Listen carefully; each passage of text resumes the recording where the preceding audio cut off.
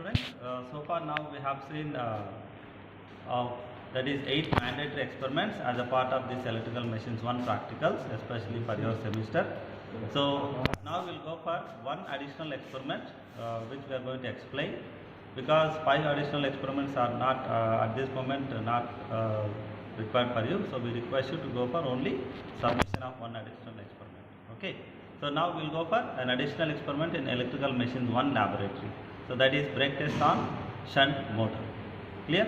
So we have seen already brake test on compound motor. So nothing different here. So similar to brake test on compound motor, you can perform the test here. So there is no difficulty in understanding the procedure and the conduction of experiment.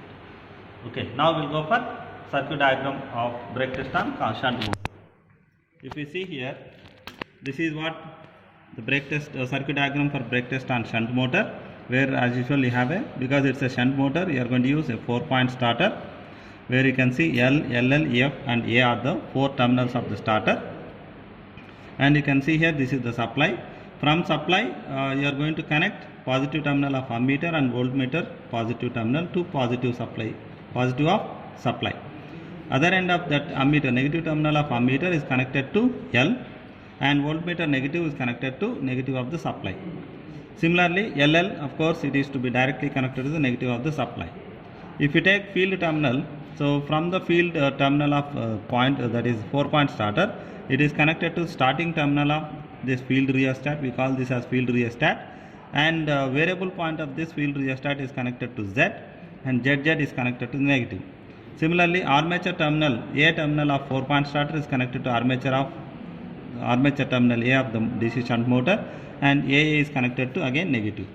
This is the brake arrangement. So loading arrangement we call.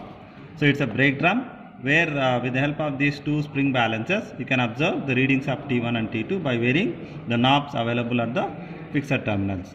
So by varying this brake drum, you can vary the load on the DC shunt motor, and then you can note down the readings of both voltmeter and ammeter. So now we will see the nameplate details of the shunt motor. So this is the shunt motor nameplate details which are written on the wall, where you can see the wattage, that is power rating of DC shunt motor is 3.5 kilowatts, ampere rating that is 18.5, nothing but armature current ampere rating. Please do remember, when amps is equal to 18.5, that is armature current rating. Now 220 volts is the DC voltage rating, and rated speed is 1500. Armature resistance 1.2 ohms and shunt field resistance 177.7 ohms. Please do remember, radius of the drum is 0.155 meters for calculation of output power. You can also check it on the actual nameplate of the machine. So you can observe this is the actual nameplate of the machine, where you can observe the same ratings that are mentioned just now.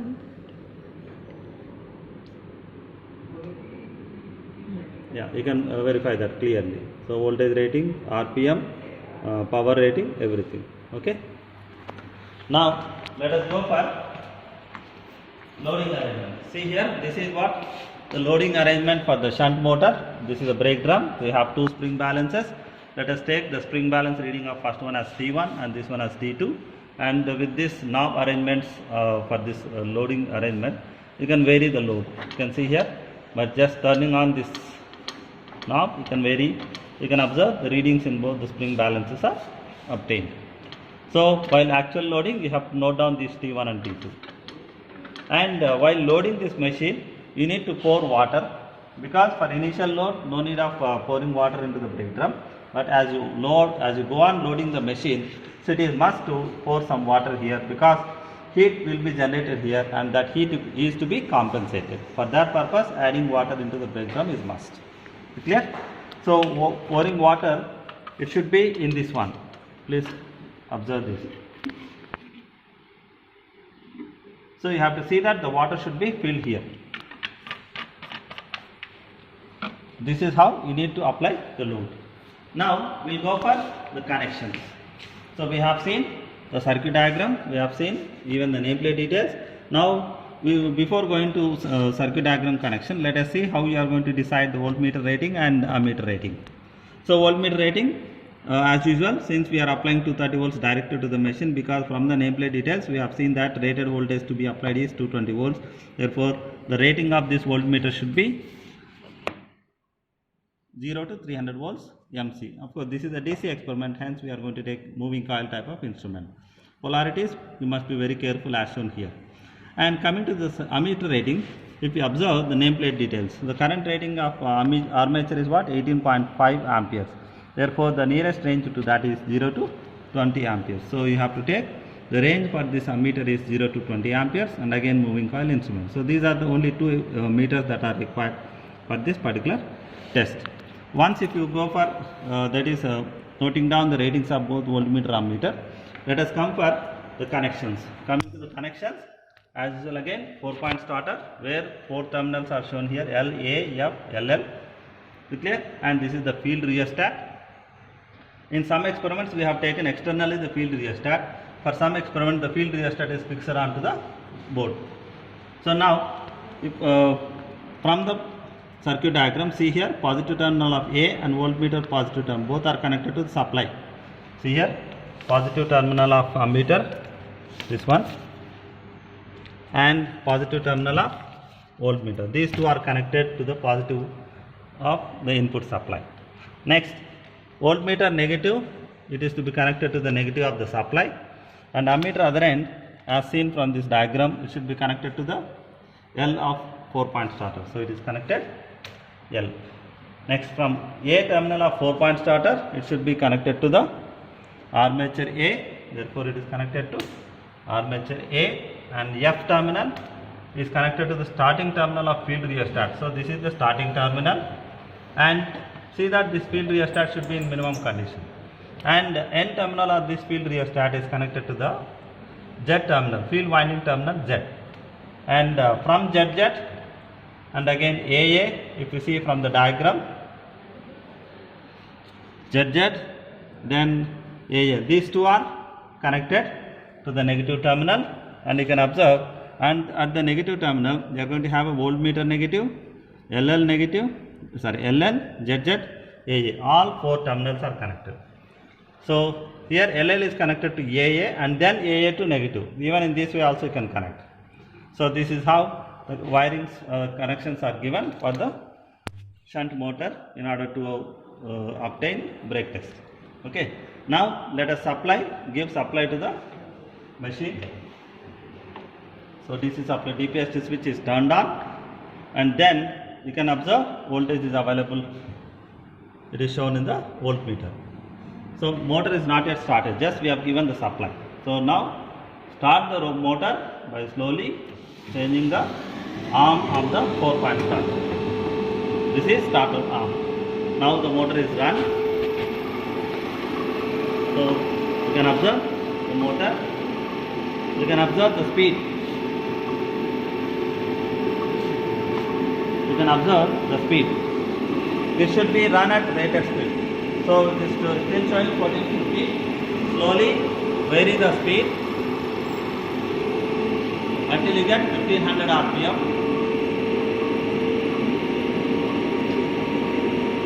1513. Okay, so 1500 RPM. So now the machine is run at 1500 RPM. Ensure that balance load reading should be 0 initially. Is it clear? So now note down the readings under no load condition.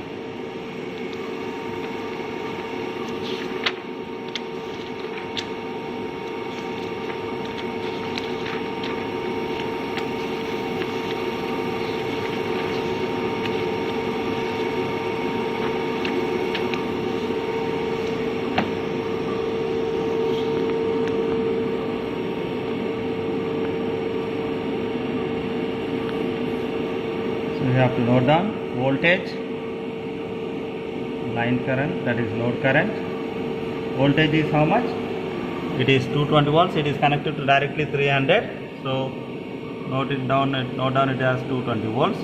And no load current. Since this is a motor which takes some input current definitely.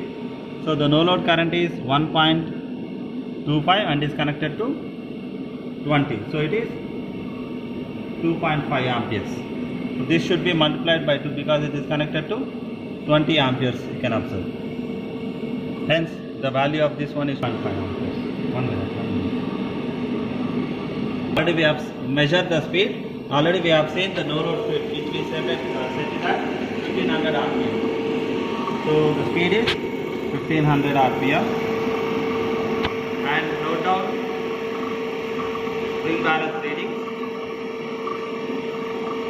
Spring balance readings, both are 0.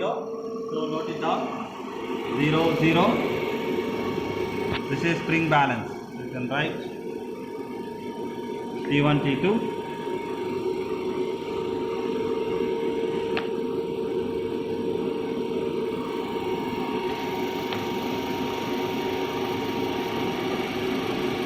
So these are the 5 readings which you have to take while experimenting. Is it clear? So no load readings are taken. Now gradually load that until you get up to 2 amperes. Because we can set that ammeter as reference. Load the machine until 2 amperes is shown.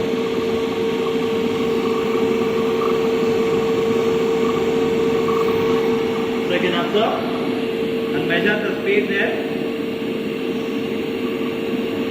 The speed of the machine is 1507.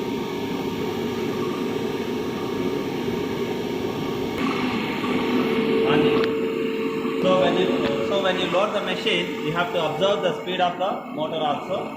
So now it is 1486. So definitely it is very well known that when load of the machine is increased, definitely the speed of the motor should also be reduced. Accordingly, the speed is reduced, and note down that speed 1485 rpm. And input voltage, there is no change in that, and the load current is 4 amperes. And measure the T1, T2 rating. T1 value is, it is 2.1, T2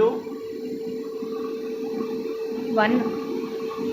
T2 is 1. Similarly, go for another loading. Yeah. We'll show you for 3 readings.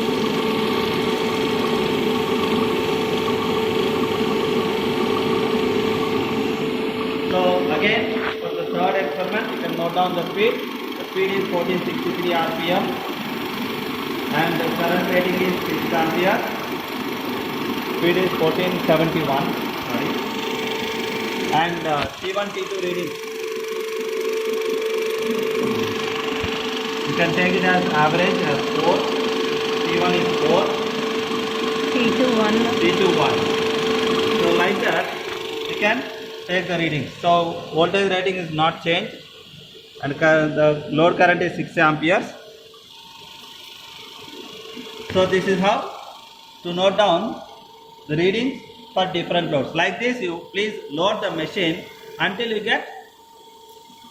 So like this, you can note down 10, 12, 14, 16. So you can go for up to 16 amperes, no problem. Or even you can also go for 18 amperes. Like that, you need to take the readings practically by actually loading the machine.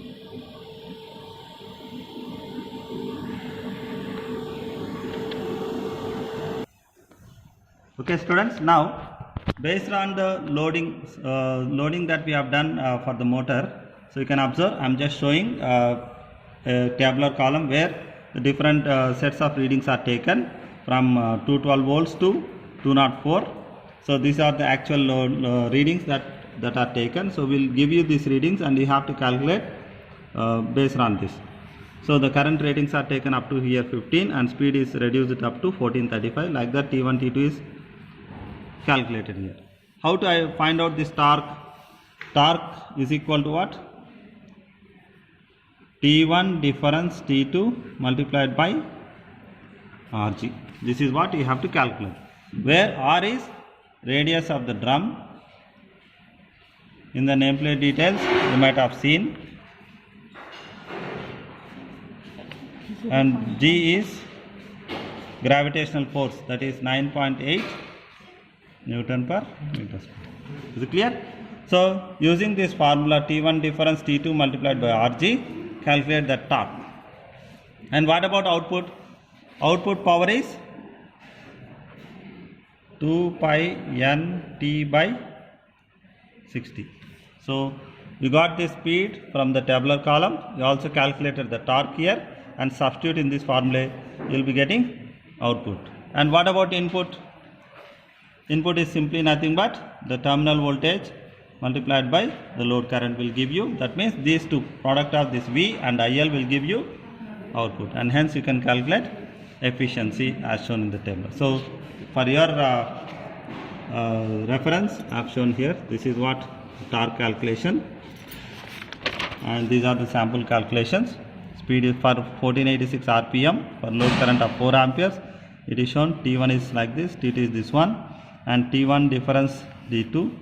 So you got 1.9747 Newton meter, and output power calculated, we got it 310.81.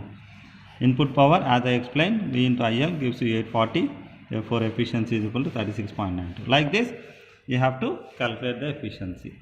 So this is what, though from this brake test on shunt motor, you can find the efficiency of the shunt motor practically by loading the machine. And once if you calculate these efficiencies, then you have to draw the performance characteristics of shunt motor.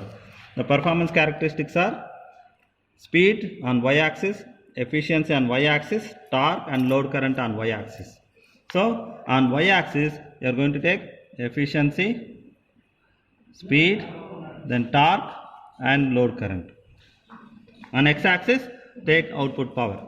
So all these are available from the tabular column. So based on that tabular column, graph, plot the characteristics, and this is finally you are going to get performance characteristics of DC shunt motor by brake test. Thus, the characteristics are obtained by conducting brake test on shunt motor. Thank you.